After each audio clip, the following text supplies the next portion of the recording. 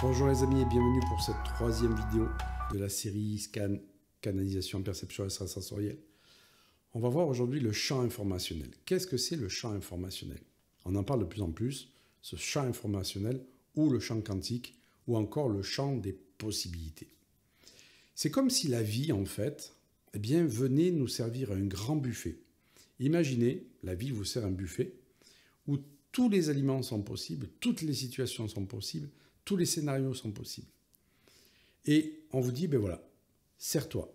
Par contre, tu peux te servir qu'en fonction du fait que tu aies débloqué certaines choses en toi. C'est-à-dire, si tu veux accéder, par exemple, à la richesse, il faut que tu puisses avoir débloqué chez toi, tout ce qui t'empêche d'accéder à cette richesse, toutes les croyances limitantes que tu peux avoir par rapport à l'argent, par exemple.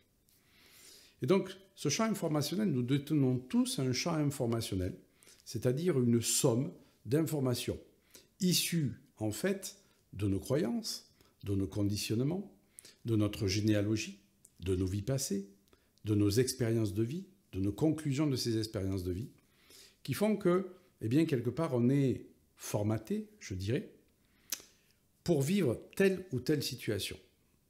Et on s'aperçoit que quand on change ce champ informationnel par rapport aux croyances, par rapport aux modifications de pensée, on peut avoir davantage accès au grand buffet de la vie. Et ce champ informationnel, je dirais, il est connecté aussi à l'autorisation que l'on se donne.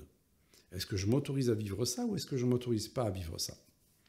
Et donc la capacité d'un scanner, c'est de pouvoir lire chez l'autre son champ informationnel afin de découvrir ce qu'il s'autorise et ce qu'il ne s'autorise pas, pour ramener ceci à la conscience et trouver des options de libération qui vont permettre à cette personne d'accéder au grand buffet de la vie, au champ de toutes les potentialités.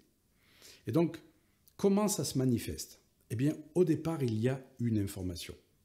C'est comme quand quelqu'un veut fabriquer un objet, il faut d'abord qu'il pense à cet objet.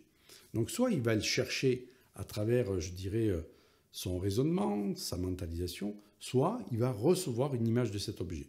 Ensuite, qu'est-ce qu'il va faire? Il va s'outiller, il va prendre la matière pour le faire, il va mettre de l'énergie pour faire ceci, pour ensuite matérialiser les choses. Dans notre vie, c'est la même chose. Il faut d'abord connecter l'information, la pensée, le projet que nous voulons faire. Nous allons ensuite mettre de l'énergie pour faire ce projet jusqu'à le matérialiser. Et les trois sont toujours liés. Ça veut dire que si je change l'information qui est en amont, je change l'énergie et je change la capacité aussi à matérialiser. Le scanner va agir au niveau de l'information. Il va aller scanner chez l'autre personne, il va aller canaliser l'information qui est à transmuter, l'information qu'il faut changer pour que l'énergie puisse se libérer, que la personne puisse mettre l'énergie adéquate dans ce qu'elle veut réaliser pour arriver jusqu'à la matérialisation. Pourquoi? Parce que si cette information est sous stress, sous blocage, la matérialisation ne pourra pas se faire. Je prends un exemple.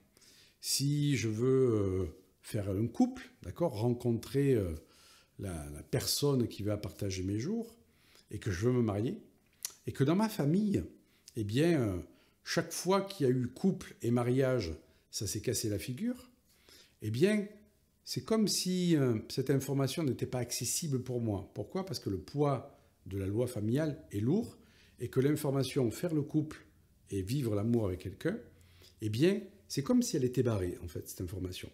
Et je vais pouvoir mettre toute l'énergie que je veux, je ne vais pas pouvoir matérialiser le couple. Le scanner va permettre d'aller détecter, en fait, cette information qui est sous stress, va aider la personne grâce à une option de libération qu'elle va canaliser, à débloquer cette loi familiale ou cette énergie qui est bloquée, de façon à pouvoir matérialiser les choses. Donc n'oubliez pas que chaque fois que vous n'arrivez pas à matérialiser quelque chose dans votre vie, c'est que peut-être en amont, il y a une information qui est sous stress, qui est bloquée. On appelle ça une information en distorsion, c'est-à-dire qu'elle n'est pas en adéquation avec ce que vous voulez matérialiser. Et pour ça, allez voir quelqu'un qui sait scanner, qui sait canaliser, c'est génial.